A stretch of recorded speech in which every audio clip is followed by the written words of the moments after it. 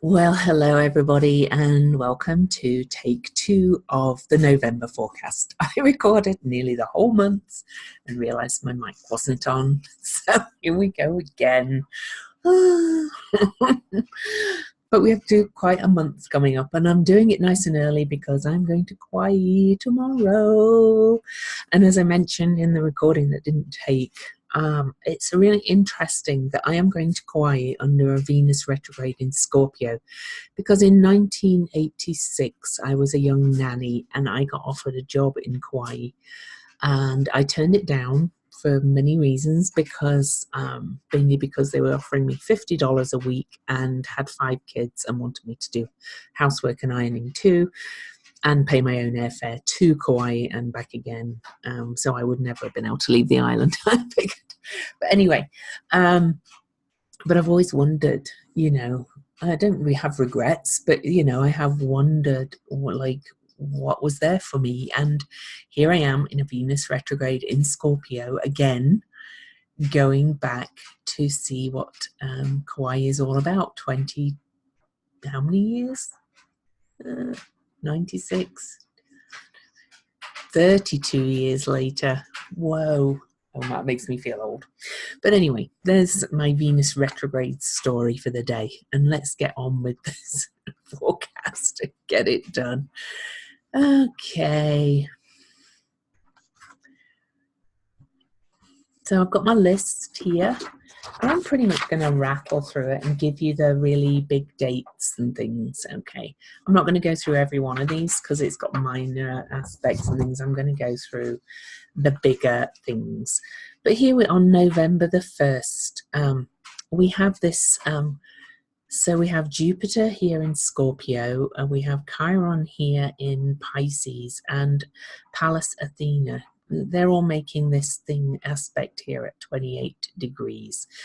Now, Jupiter's coming to the end of Scorpio, and he was the one that started the resurgence of the Me Too movement when he went into Scorpio back in October 2017. And Chiron is back in Pisces after moving into Aries. So he's kind of back in Pisces, kind of reviewing some stuff here. And Pallas Athena in Virgo is very much about the goddess, wise justice, coming under, justice that serves humanity. And Virgo is about one who is whole unto herself as well. So put all together, here we have, if you remember at the start of the year, this year, my theme for the year was sculpting, earth and water, taking what you already have and sculpting it and forming it and creating it. There's been a lot of earth and water this year.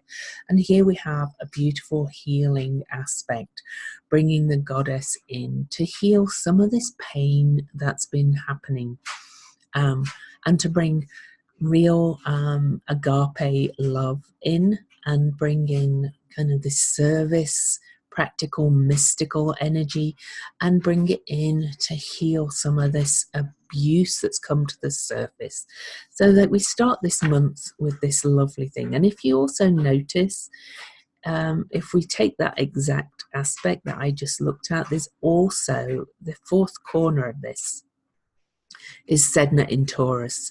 And Sedna had quite a tragic story too. Basically, her fingers got chopped off by her dad and she drowned and became like this Inuit goddess of the oceans. And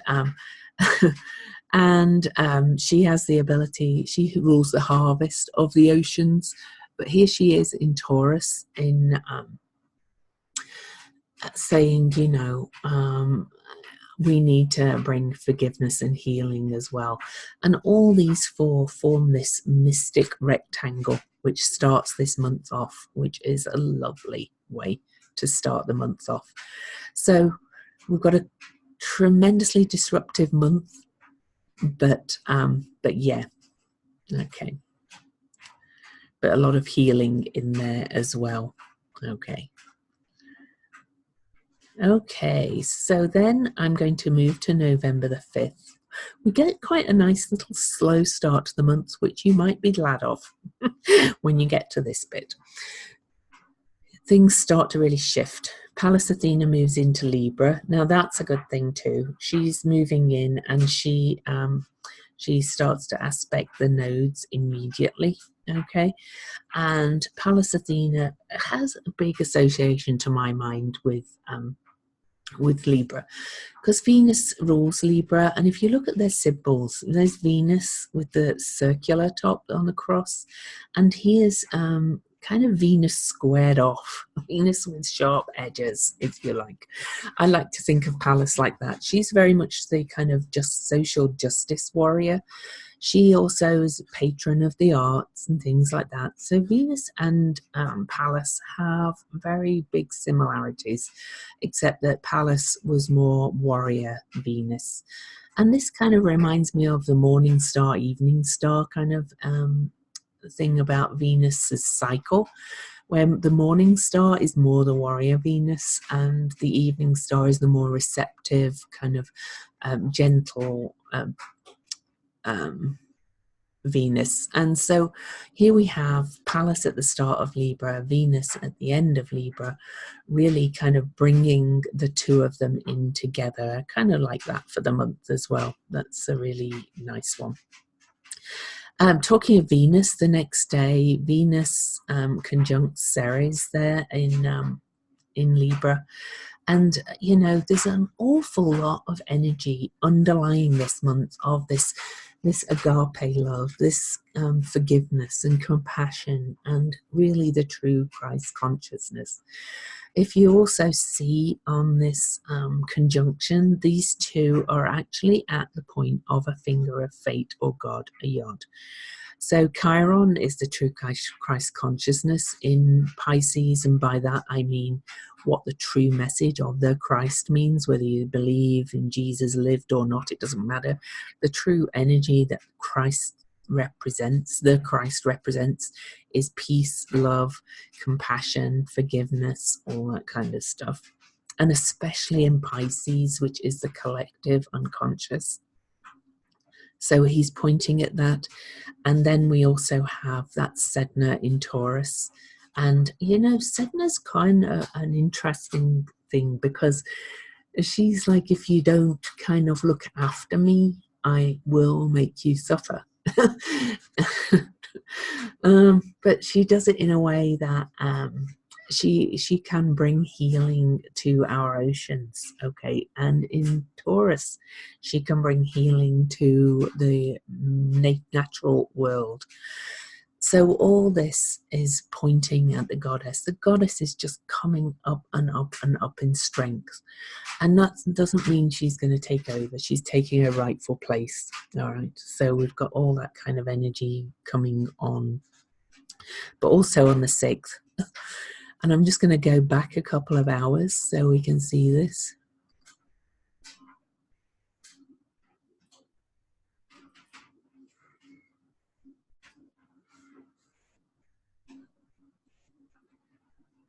Uranus, back again. Okay, Uranus reaches 0 degrees of Taurus before he moves back into Aries.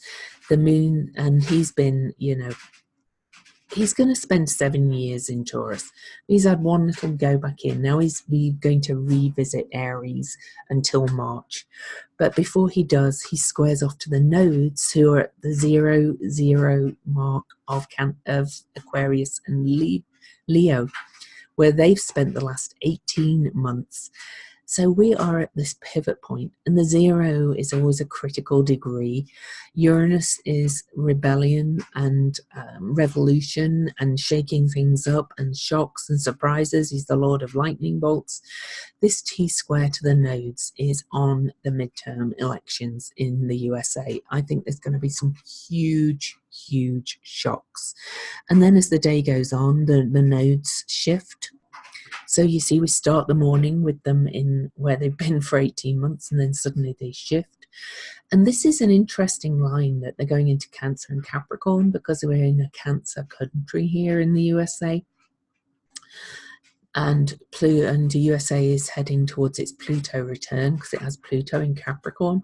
So the nodes are heading to make some very uncomfortable years in the USA. And I think this election day is going to bring some major, major shocks. Unfortunately, I can't tell you which way it'll go, because the one thing sure about Uranus is expect the unexpected. It's very unpredictable energy. But it's usually very quick acting and really shocking. So if you have anything that, it also will bring awakenings. So it's not all like bad shocks. Sometimes we need a jolt to wake us up, but holy heck, that is a big jolt. And if you want to listen to my podcast, which I will also post in this group, for the new moon that takes place the day after the elections, you'll hear a little bit more about this. But you know, I'll be endlessly talking about the shift of the nodes and the shift of Uranus. So they've both moved back to the 29th degree. So here they are still squaring at the first minute of the 29th degree, as they both move backwards into these signs. And so if you have anything around the beginning degrees of the fixed signs, which are Taurus, Leo, Scorpio, and Aquarius, you're going to be affected. If you have anything around the last degrees of the cardinal signs, which are Aries, Cancer, Libra, and Capricorn, then you're going to be really affected too. But we're all going to be affected like this. Let's just say that election day is a doozy, and the next day we actually have a new moon in Scorpio. So I'm going to go forward by the hour just to get as close as possible. Okay, it's pretty close. We have a new moon at the middle degree of Scorpio, okay, the day after. And now that's kind of a good thing, because I think we're going to feel a real sense of things starting to shift, whether it's we can start new beginnings right after this, whatever shock has come. And in Scorpio, this is Scorpio new moon is at 15 degrees, that middle degree. It's another turning point. It's aspecting the nodes. Oh no, it isn't. It's actually aspecting Neptune.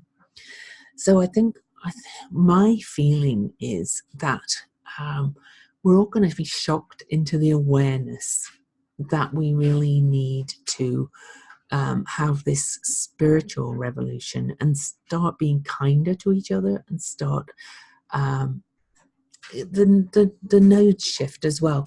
It's in Capricorn. We're moving away from this rigid structures and this separatist kind of cold kind of feeling to knowing that we're all family. And in Scorpio, this is a deeply bonded family. We have the female moon and the sun, the male, although in some mythologies it's the other way around. But either way, we have both masculine and feminine, whichever you think they are, together, paired on this new moon, and aspecting the nodes, saying we have to start to integrate and bond and really start to feel it. And there's other pairings that emphasize that. We have Vesta there and Pluto. And Vesta is the keeper of the flame. She was the Vestal Virgin.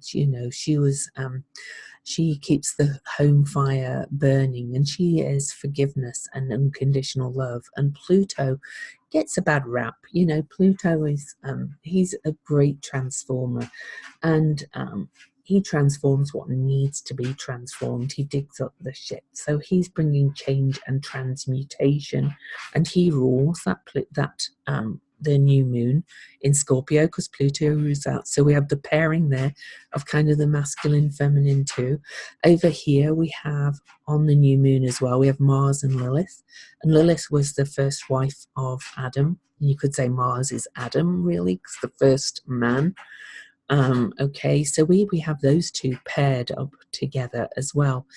And it's just really interesting here. We have 15 is a 6, 25 is a 7, and this is a 1. So we have these numbers. This is 7 is kind of the most spiritual of numbers, this spiritual connection.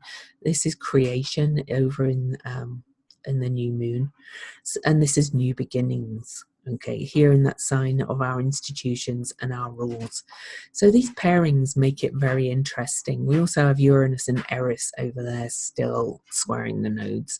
And I'm going to say that they're very close, even though it's 6 degrees, because they're both big energies and they're both very discordant, disruptive energies.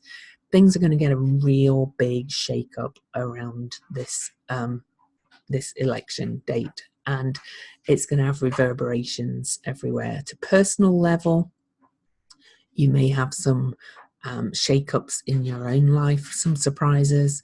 You know, there's certainly a degree that, you know, the financial markets could be like a bit crazy, that could affect you at an individual level as well.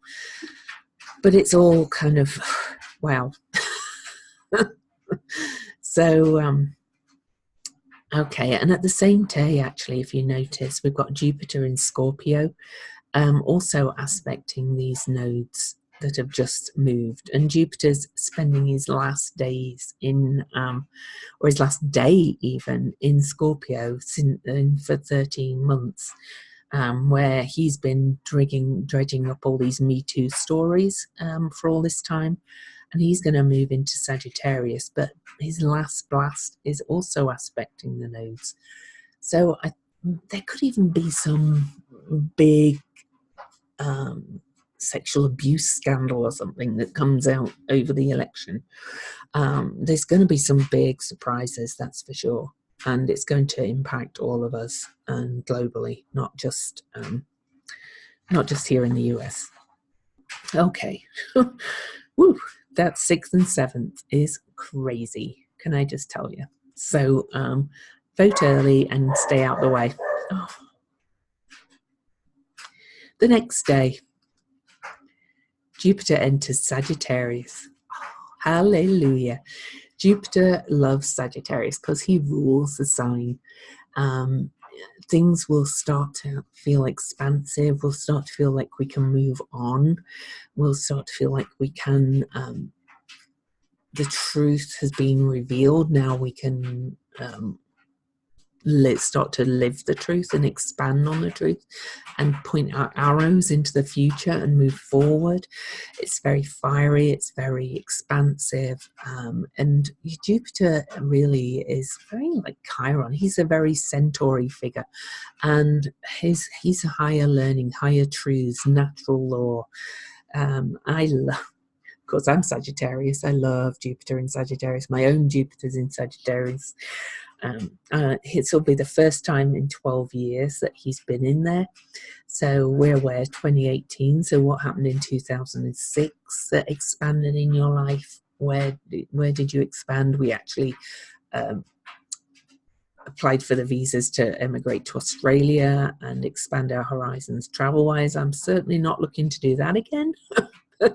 But you never know, there may be travel in the offing, maybe with my book, who knows, but we'll see. But for you, you know, Jupiter in Sagittarius will bring things a little bit more positive. Jupiter in Sagittarius is optimistic, sometimes a little bit too much so.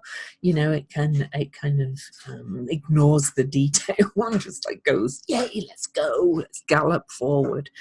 But either way, it's going to be, I'm happy about Jupiter going into Sagittarius, that's for sure. On the 10th of November, Ceres over here squares the nodes as well. Now, Ceres is, again, she's Demeter. She's about, she's the great mother. She's unconditional love and forgiveness right at the end of Libra there. And squaring the nodes, that's another turning point because she's opposing Uranus as well. So we actually have a cardinal grand cross here. Okay. This could shake things up in our attitudes towards what we're doing to the earth.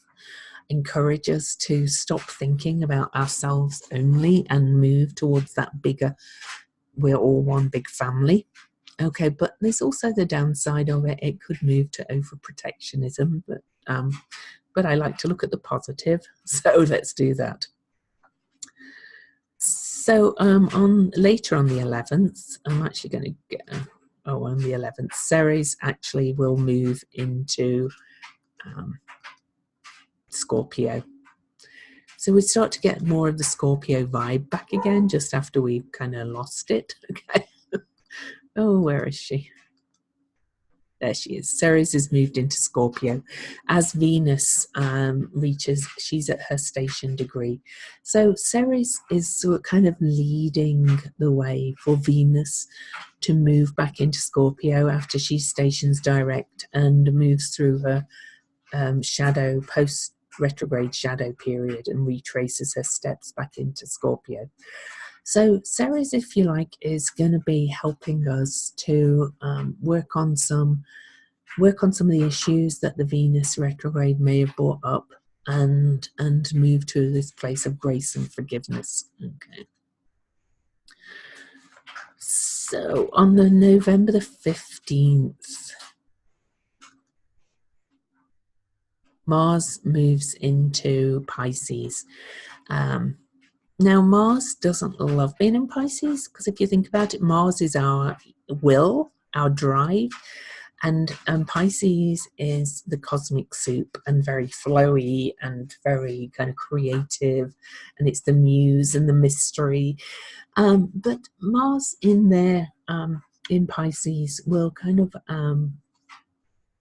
I am hoping, encourage us to focus on why we need that agape, that forgiveness, that surrender, letting go.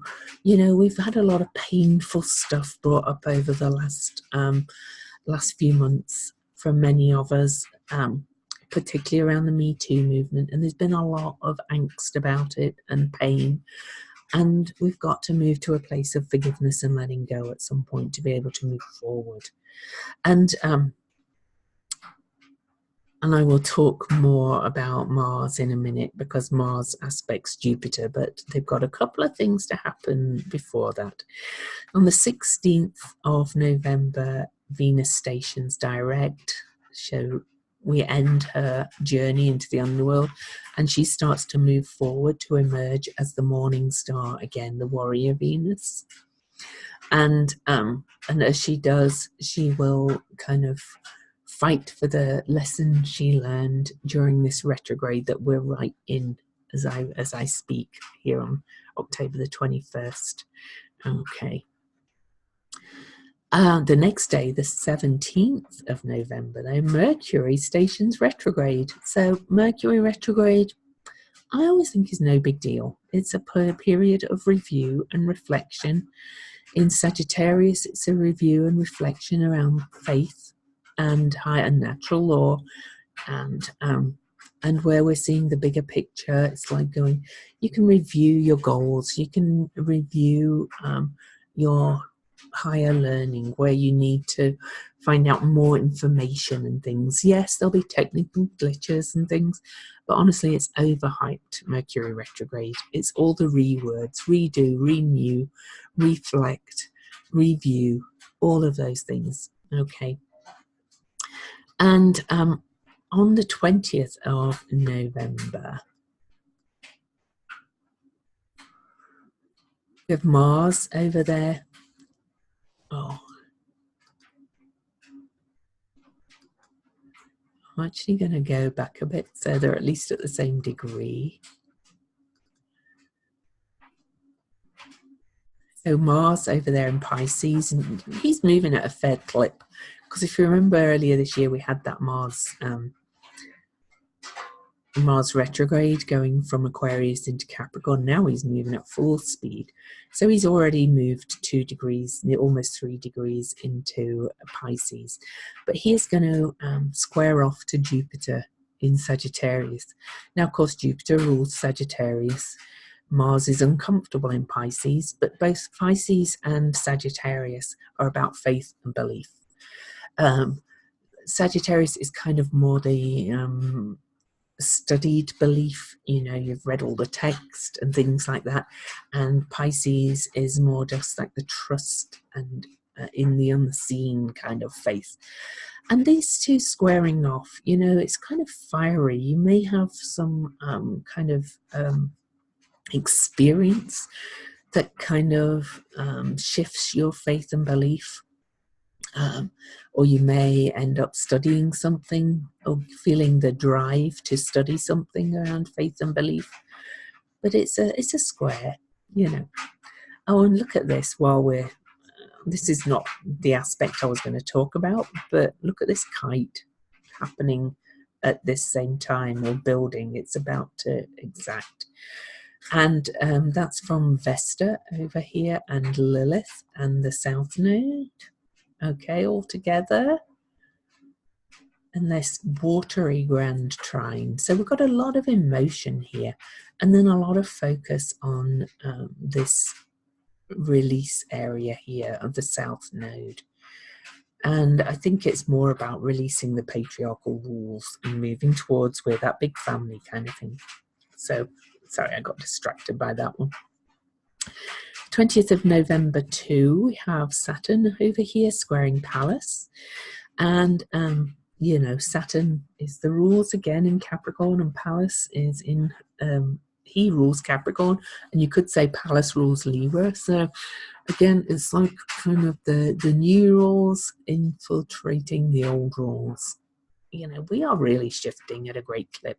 It might not feel like it always. It feels like we're going backwards and regressive, but I think it's all happening to wake people up. I always said that that our dear president was our shadow, hitting us with a big 2x4 in our faces to wake up and see that the system is not working for us. And this has got that kind of feel as well. And I find it interesting that Pallas and Saturn are squaring off on November the 20th, because I have the third exact pass of my second Saturn return on November the 26th. So therefore, this is really happening on my Saturn in Capricorn.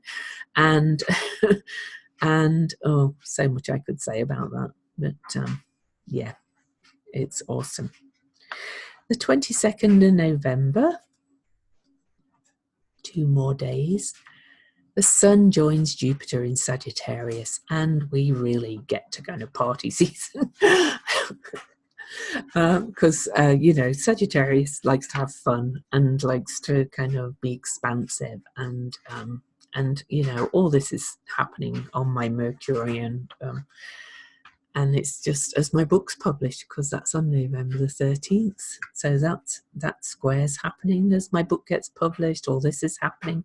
So, each of you in my patrons that are at the $25 level and above, even though I've locked those things now, you will be getting your mini reading about that. November the 23rd. We actually have a full moon in Gemini. I'm going to go back a bit so we can, because it's at 0:52. Gemini. Okay, so that's pretty close. This is just before the full moon. So here we have this full moon conjunct or opposite Gemini with this. This is a big full moon. And Gemini is the teacher. Well, this is all the teaching and learning kind of, and taking in information kind of energy. So this is kind of a really exciting full moon for me and for many of us. It'll feel like a big release after the heaviness of earlier November. It's going to kind of move us forward and bring us new information to move forward to living our personal truth in a big way with Jupiter there. Okay, and if we look at it, it's squaring Mars in Pisces. So there's a T-square on this full moon, which is kind of also very interesting. And so this is bringing the spiritual element into it. Some big revelations, I think, around faith and belief over here. with all this happening, especially with Mercury retrograde coming towards all this energy of in Sagittarius as well, and Mercury ruling the moon in Gemini, because Mercury rules Gemini. So this full moon will feel airy and light and big and expansive, and there will be some new information come your way. Okay. Oh, 23rd of November, Venus is finally moved off her station degree. She's moving forward. She's squaring off to Vesta, who's still conjunct that south node. So she's going to start to bring changes after her review in her 7-week journey into the underworld. You know, women are stepping up and kicking ass like never before, or the divine feminine is, and men who align with that as well, they're also doing it. So she's really going to take it into the heart of the patriarchy as she moves through. On November the 25th,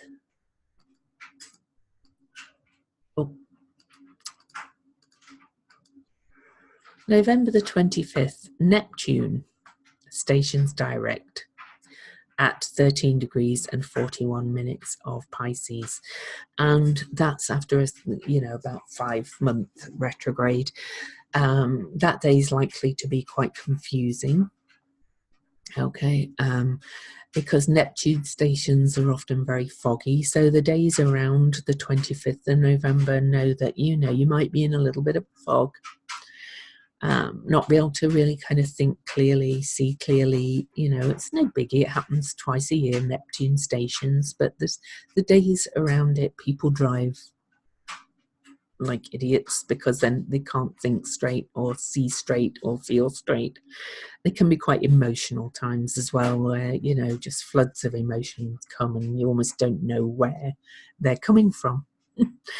On November the 26th, we have Venus and the Sun, Jupiter and the Sun conjunct. So Jupiter's Cazimi the Sun in his own sign. Oh, that's like floods of big ideas coming in, floods of big awakenings and awarenesses. That's just lovely. 3 degrees of Sagittarius. If you've got anything around that mark on Sagittarius, hands up. And particularly of the mutable signs as well, Virgo, Gemini, Pisces. If you've got anything around the 3 degrees, say 0 to 6, 7 degrees, you're going to be like, wow, I can suddenly see. What's that song? Suddenly I See. That's the kind of song for that, I think.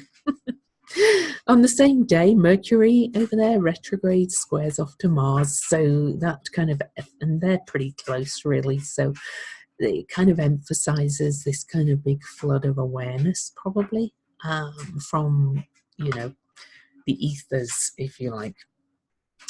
And then on the 27th of November, the sun's moved on, and the sun and Mercury Cazimi, they suddenly hit each other as well, and that's floods of awareness as well, and also squared off to Mars. So look to that period, the 25th, 26th of November, to have really big spiritual, faith-based kind of or empathic, suddenly kind of big awarenesses. All right. 25th, 26th, 27th, all around there. 27th of November as well, we have Vesta conjoining the South Node. So that Keeper of the Flame is saying, I'm kind of taking it into the patriarchy again. Vesta's very beautiful. She's very gentle energy. The Vestal Virgins kind of actually were sacred. They kind of looked after the institutions, if you like. So, she's saying, I'm taking over, I think, if you like, here. I'm not nearly finished. On Mercury's conjunct Jupiter on the 27th. And then we finish the month with Uranus squaring off to Vesta and that South Node, and bringing us a few more shocks and surprises. So that's it, my loves, for the month of November. It's kind of a big month, so keep strong.